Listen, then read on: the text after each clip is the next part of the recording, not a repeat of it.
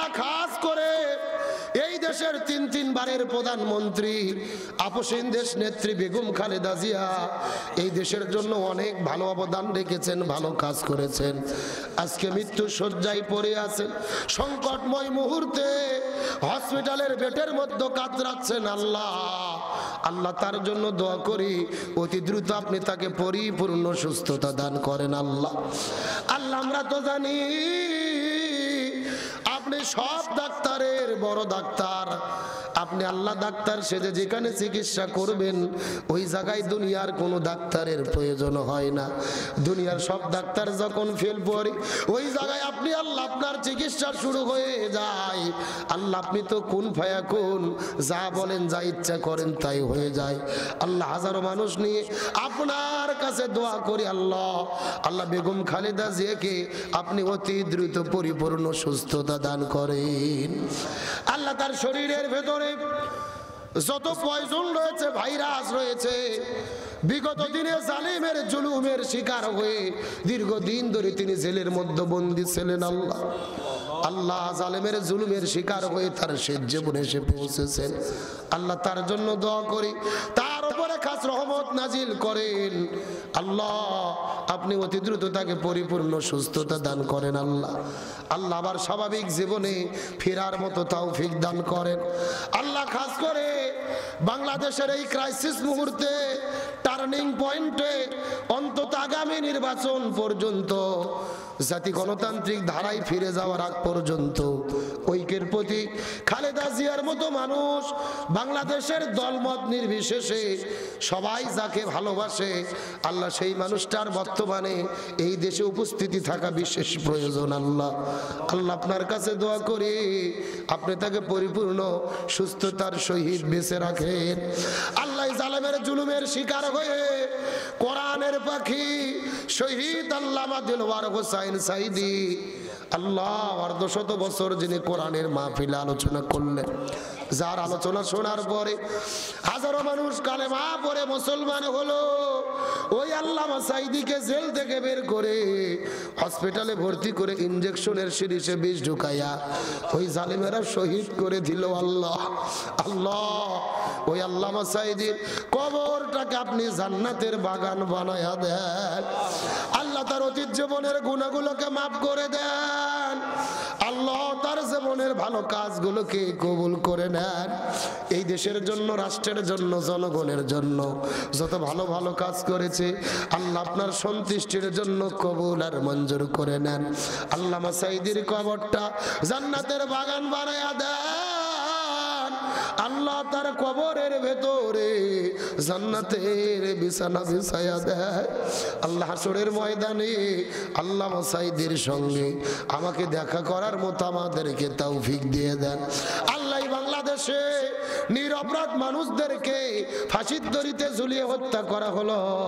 মাওলানা মতিউর রহমান নিজামী, অধ্যাপক গোলাম আজম, মাওলানা মতিউর রহমান নিজামী, আলী হাসান, মোহাম্মদ মুজাহিদ, কামরুজ্জামান, সালাউদ্দিন কাদের, শাখা চৌধুরী সহ ওই জালেমের জুলুমের শিকার হয়ে যারা দুনিয়া থেকে বিদায় নিয়েছে, আল্লাহ আপনি সবাইকে শাহাদাতের সর্বোচ্চ মর্যাদা দান করবে। আল্লাহ কাজ করে এই জালেমের জুলুমের মোকাবেলা করতে গিয়ে জুলাই আন্দোলনে 2000 ছাত্র জনতা জীবন দিলেন। আমাদের আবু সাইদ ভাই বন্দুকের কাছে বুক পাতিয়ে দিলেন, মুগ্ধ ভাই পানি বিতরণ করতে গেল, সেখানে শহীদ করে দেওয়া হলো।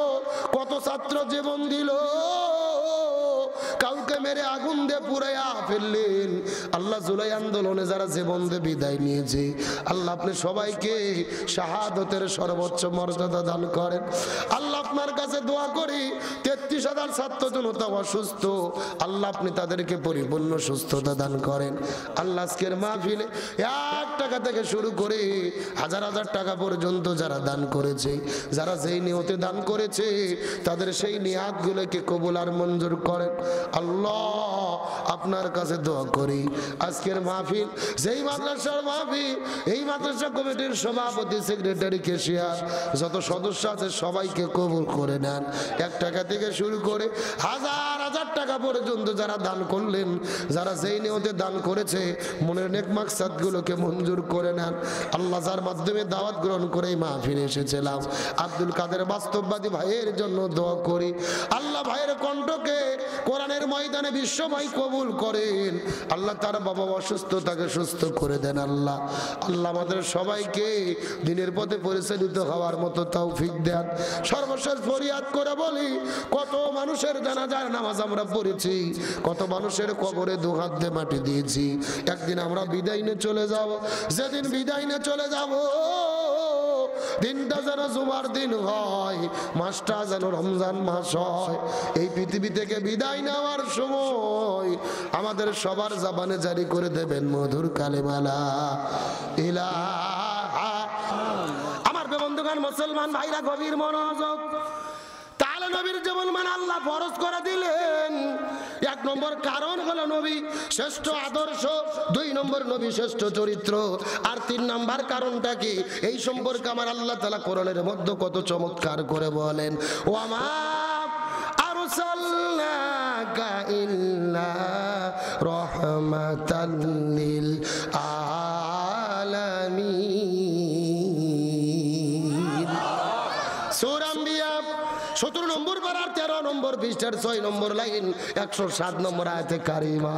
তাফসীর ইবনে কাসিরের মধ্য থেকে বলতেছি, আল্লাহ বলে, পৃথিবীর মানুষেরা গভীর মনোযোগ, আসমান বলো, জমিন বলো, গ্রহ বলো, নক্ষত্র বলো, জ্যোতিষ্ক মণ্ডলী বলো, নিহারিকা বলো, আমি আল্লাহ তাআলা এই মহাবিশ্বের ভেতরে যতগুলো জগৎ সৃষ্টি করেছি, প্রত্যেকটা জগতের জন্য আমি আমার নবীকে রহমত বানায়া দিছি। আবার বন্ধুগণ, মুসলমান ভাইরা, গভীর মনোযোগ লক্ষ্য করুন। এতক্ষণ পর্যন্ত আনন্দ করে করে, মজা করে করে অনেক আলোচনা আপনারা শুনেছেন। শেষ কথাগুলো ভালো করে বোঝার চেষ্টা করবেন। আল্লাহ নবীজিকে কেমন রহমত বানাইছে। নবীজি দুনিয়ার মধ্যে আগমন করলেন। নবীজির বাবার নাম আব্দুল্লাহ, মায়ের নাম হলে আমেনা। কিন্তু নবীজি এখন পর্যন্ত দুনিয়ায় আগমন করেন নাই। কিন্তু নবীজি তার মা আমেনার গর্ভের ভেতরে যেই দিন অস্তিত্ব লাভ করে ফেললেন, লক্ষ্য করে দেখা গেল আসমান, জমিন, গ্রহ, পর্বত, নক্ষত্র, সাগরের মাছগুলো পর্যন্ত আনন্দ করা শুরু করে দিয়েছে। নবীজি যেই দিন মায়ের গর্ভের ভেতরে অস্তিত্ব লাভ করেছে, আমিনা রাস্তা দিয়ে যখন হেঁটে যাওয়া শুরু করেছে, তার শরীরের মধ্য থেকে সুঘ্রাণ বের হয়ে পুরো মক্কা শহরের মধ্যে প্রবাহিত হওয়া শুরু করে দিয়েছে। আরেকটু জোরে বলেন। এ বগুড়ার মুসলমান, গভীর মনোযোগ। আমিনার শরীরের মধ্য থেকে সুঘ্রাণ প্রবাহিত হওয়া শুরু করলেন। কিন্তু মক্কার মানুষগুলো মিছিল করতে করতে নবীজির দাদা আব্দুল মুত্তালিবের কাছে চলে গেলেন। তার কারণ হলো, ওই মক্কার রীতি এবং নীতি ছিল, যেই মহিলাটার স্বামী মারা যাবে, এই মহিলা শরীরের মধ্যে সুঘ্রাণ ব্যবহার করতে পারবে না। কিন্তু আমিনার স্বামী বিদায় নিয়ে চলে গেছে, তার শরীরের মধ্যে কেন সুঘ্রাণ বের হয়? তারা দল বেঁধে মিছিল করতে করতে নবীজির দাদা আব্দুল মুত্তালিবের কাছে যাওয়ার পরে ডাকতে বলে, সর্দার, এটা কেমন কথা? আপনার পুত্রবধূ শরীরের মধ্যে কেন সুঘ্রাণ ব্যবহার করে? তাও যেন তেন শুনো সুঘ্রাণ নয়। পুরো মক্কা মদিনা খোঁজ করে দেখেছি, কোন দোকানের ভেতরে এত সুন্দর সুঘ্রাণ খুঁজে পাওয়া যায় না। এ বগুড়ার মুসলমান, গভীর মনোযোগ। আব্দুল মুত্তালিব এই কথাগুলো শোনার পরে স্ত্রীকে সঙ্গে করে নিয়ে আমিনার কাছে চলে গেলেন। যাওয়ার পরে ডাক দে বলে, মা আমিনা, তুমি কি আমাদের নাক কান গলাগুলোকে কেটে ফেলবা? তুমি কেন সুঘ্রাণ ব্যবহার করেছো মা? তোমার কাছে জানতে চাই। আমিনা ডাক দে বলে, বাবা, মিথ্যা কথা বলবো না, কসম করে বলতে চাই, আজ থেকে কয়েকদিন আগে আমার গর্ভের ভেতরে একটা সন্তানের অস্তিত্ব লাভ হয়ে গেছে। তারপরে আমার জীবনের ভেতরে আশ্চর্যজনক গুরুত্বপূর্ণ ঘটনা ঘটা শুরু করেছে, যেমন ঘটনা দুনিয়ার ভেতরে আর কোনোদিন আমার সঙ্গে ঘটে নাই। কসম করে বলে মিথ্যা কথা বলবো না, আমার গর্ভের ভেতরে যখন সন্তানের অস্তিত্ব লাভ হয়ে গেল, আমি লক্ষ্য করে দেখতে পারি আমার ঘরের দরজা জানালা এমনকি ধুলো বালি পর্যন্ত আমাকে সালাম বলা শুরু করেছে। এই জায়গার মধ্যে শেষ নয় বাবা, গভীর মনোযোগ। না না, ওই পাশে কি মাছের বাজার হচ্ছে? কারা ওরা? না না, মহিলা মানুষের কণ্ঠ শুনলাম না। আবার কয় ভাই রে, মানে রাস্তায় তো এখানে মাহফিলে চোরা কথা বলবে কেন? মাইক ছাড়া ওয়াজ করতেছে, দেখছেন? আমার সাউন্ডই যাচ্ছে না, ওয়াটটা আসতেছে না। ভলেন্টিয়ার ভাইদের বলবো খুব সাবধান, কয়েকটি মিনিট কথা বলবো, একটু দেখেন কোনোদিন হয়েছে না। আবার বন্ধুগণ, মুসলমান ভাইরা গভীর মনোযোগ লক্ষ্য করুন। আমি না ডাকতে বলে বাবা মিথ্যা কথা বলবো না, কসম করে বলি আমার ঘরের দরজা জানালা ধুলো বালি কোনাগুলো আমাকে সালাম বলা শুরু করেছে। এই জায়গার মধ্যে শেষ নয়, আল্লাহর পক্ষ থেকে 12 জন রাসূল আমার ঘরের মধ্যে আগমন করেছে, আলান সালান জানিয়ে দিয়ে গেছে। এই জায়গার মধ্যেই শেষ নয় বাবা, মনোযোগ দিয়ে শুনে নেন। আমার গর্ভের মধ্যে সন্তান যখন অস্তিত্ব লাভ হয়ে গেল, লক্ষ্য করে দেখি ওই জান্নাতের ভেতর থেকে 3 জন মহিষী জান্নাতি নারী এসে আমার ঘরের ভেতরে আমার গলার মধ্যে জান্নাতের মালা পরাইয়া দিয়েছি। 1 নম্বর হলেন ইমরাতু ফিরাউন, ফিরাউনের স্ত্রী আসিয়া আলাইহিস সালাম। 2 নম্বর উম্মে ঈসা, ঈসা আলাইহিস সালামের মা কুলসুম ঈসা আলাইহিস সালামের মা মরিয়ম আলাইহিস সালাম। আর 3 নম্বর হলেন উক্তে মুসা, মুসা আলাইহিস সালামের বোন কুলসুম আলাইহিস সালাম।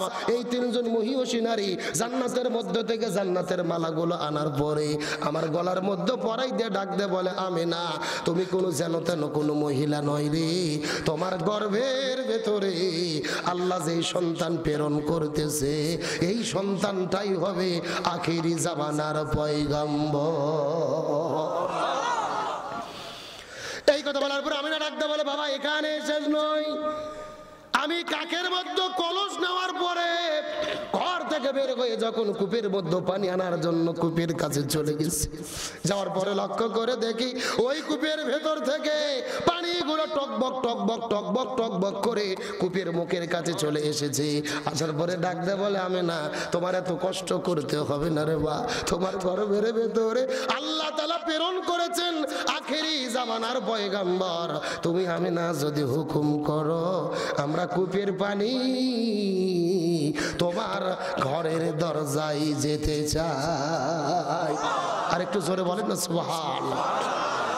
আমি না ডাকতে বলে, বাবা এই জায়গার মধ্যে শেষ নয়, আমি যতক্ষণ কূপের কাছে দাঁড়িয়ে থাকি ওই কূপের পানিগুলো ওপরে থাকে, আমি যখন চলে আসি কূপের পানিগুলো নিচের দিকে চলে যায়। এই কথা বলার পরে আমি না মুখ থেকে থুতু বের করার পরে সামনের দিকে থুতু নিক্ষেপ করলেন, থুতুর মধ্য থেকে ওই সুঘ্রাণ বের হওয়া শুরু হলো, ঘরটা পার হয়ে পুরো মক্কা শহরের মধ্যে ছড়িয়ে পড়লেন। আমি না ডাকতে পারে, বাবা এখান থেকে বোঝা গেল আমার শরীর থেকে কোনো সুঘ্রাণ বের হয় না, বরং সুঘ্রাণ হলো আমার গর্ভের মধ্যে যেই সন্তান এসেছে এই অনাগত সন্তানের কারণে সুঘ্রাণ প্রবাহিত হয়। আবার বন্ধুগণ মুসলমান ভাইরা গভীর মনোযোগ লক্ষ্য করুন, মনোযোগ দিয়ে আবেগ নিয়ে অনুভূতি নিয়ে কথাগুলো শোনার চেষ্টা করবেন। এই দুনিয়ার ভেতরে সবচাইতে কষ্টের কাম হলো সন্তান প্রসব করা, এর চাইতে বড় কষ্টের কাম দুনিয়ার মধ্যে একটাও হতে পারে না। কিন্তু সন্তান প্রসব করা, গর্ভে ধারণ করা কতটা কষ্টের আপনিও বলতে পারবেন না, আমিও বলতে পারবো না, কিন্তু আমার মা বলতে পারবে, আমার স্ত্রী বলতে পারবে। পৃথিবীর চিকিৎসা বিজ্ঞানীগুণ বলেন এই দুনিয়ার মধ্যে যখন কোনো মা গর্ভবতী হয় ওই সন্তান পেটের ভেতরে ছেলে এবং মেয়ে স্বামী স্ত্রী মেলামেশা করার পরে স্বামীর অবরোধ থেকে একটা ফোঁটা বীর্য যখন মায়ের জরায়ুর মধ্যে ঢুকে পড়ে, এক ফোঁটা নাপাক পানি থেকে আল্লাহ বিন্দু বিন্দু কোনা কোনা করে 3-4 মাস বয়স হয়ে যায়, রক্তপিণ্ড তৈরি হয়, সেখান থেকে গোস্ত হয়, হাড় হয়। এইভাবে চলতে চলতে যখন 6 মাস পার হয়ে 7 মাসে পড়ে যায় ওই সন্তান মায়ের গর্ভের ভেতরে পা থাকে ওপরের দিকে, মাথা থাকে নিচের দিকে। 6 মাস যখন বয়স পার হয়ে যায় সন্তানের পা গুলো মায়ের কলিজা বরাবর ঠেকে যায়, নিচে থাকে মাথা, উপরের দিকে থাকে পা। এই সন্তান প্রতিদিন মায়ের কলিজা বরাবর লাথি মারতে থাকে। কত মা নীরবে নিবৃত্তিতে দিনে রাতে বসে বসে কাঁদে, কিন্তু কোনো শব্দ করে না। চোখের কোণ দিয়ে দেখবেন গর্ভবতী মায়ের পানি পড়তে থাকে। ওই সন্তান মায়ের কলিজায় আঘাত করতে থাকে। এই যে 7 মাস থেকে শুরু করে 10 মাস 9 মাস পর্যন্ত এই সন্তান বারবার মায়ের কলিজার মধ্যে লাথি মারতে থাকে। আপনি আপনার মায়ের কলিজায় লাথি মেরেছেন, আমি আমার মায়ের কলিজায় লাথি মেরেছি। কিন্তু দুনিয়ার ভেতরে এই পৃথিবীর চিকিৎসা বিজ্ঞানীগণ বলেন, কোন সুস্থ মানুষের কলিজার মধ্যে বাইরে থেকে যদি আঘাত করা হয়, ওই মাটা দুনিয়ার মধ্যে বেঁচে থাকার মতো কোনো কথা নয়। কিন্তু ডাক্তাররা বলে আমাদের মাথা বড় ফেল পড়ে যায়, পরীক্ষাগুলো বড় ফেল পড়ে যায়। প্রত্যেকটা সন্তান মায়ের গর্ভের ভেতরে, তার মায়ের কলিজার ভেতরে 3000 বার থেকে শুরু করে 3500 বার পর্যন্ত মায়ের কলিজায় লাথি মারে। আর যেই সন্তান মায়ের কলিজায় যত বেশি লাথি মারে, ওই মায়ের সঙ্গে সন্তানের ভালোবাসা মহব্বত সম্পর্ক আল্লাহ আরো তত বৃদ্ধি করে দেয়। লিল্লাহি তাকবীর। মুসলমান গভীর মনোযোগ। ওই সন্তান যখন দুনিয়াতে আগমন করবেন, আল্লাহ হুকুম করেন সন্তানের যখন প্রসব হবে, মায়ের জরায়ু ভেদ করে বড় বড় 3টে পর্দা ভেদ করে দুনিয়াতে আগমন করতে হয়। প্রায় 2 থেকে 2.5 বালতি পর্যন্ত রক্ত মায়ের শরীরের মধ্য থেকে পড়ে যায়। কিন্তু সন্তান যখন দুনিয়াতে আগমন করবে, আল্লাহর হুকুম হলো ওই সন্তান দুনিয়ার আলো বাতাস দেখার জন্য মায়ের গর্ভের মধ্যে নড়াচড়া শুরু করে, যুদ্ধ শুরু করে এই পৃথিবীতে আগমন করার জন্য। কিন্তু কি অস্ত্র দিয়ে যুদ্ধ করবে? তার হাতের মধ্যে তো কোনো অস্ত্র নাই। ওই যে উপরের 2টা পা মায়ের কলিজা বরাবর ঠেকে থাকে, আর মাথা থাকে নিচের দিকে মায়ের জরায়ুর দিক থেকে।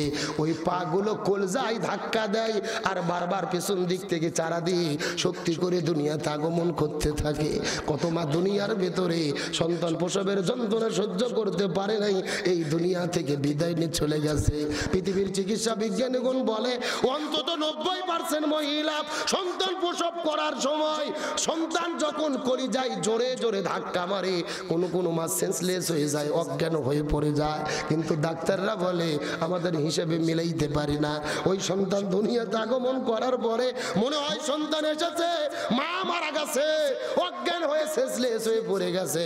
কিন্তু সন্তান যখন মা বলে কান্না করে, ওই সন্তানকে হাতের মধ্যে নিয়ে যখন ওই মায়ের বুকের মধ্যে রাখা হয়, মনে হয় যেন মৃত মাকে আমার আল্লাহ আবার জীবিত করে দেয়। লিল্লাহি তাকবীর। মুসলমান গভীর মনোযোগ লক্ষ্য করুন। তাহলে এতক্ষণ পর্যন্ত আলোচনার দ্বারা আপনাদের কি বুঝাইলাম? সন্তান প্রসবের একটা কষ্ট যন্ত্রণা আছে না নাই? কিন্তু নবীর মা আমেনা বলে, কসম করে বলি মিথ্যা কথা বলবো না, আমি আমার সন্তান মোহাম্মদকে প্রসব করেছি, আমি বিন্দু মাত্র কোনো কষ্ট বুঝতে পারি না। জোরে বলেন না সুবহানাল্লাহ, আরো জোরে বলেন সুবহান। এই জন্য আমার আল্লাহ তাআলা বলেন, ওয়ামা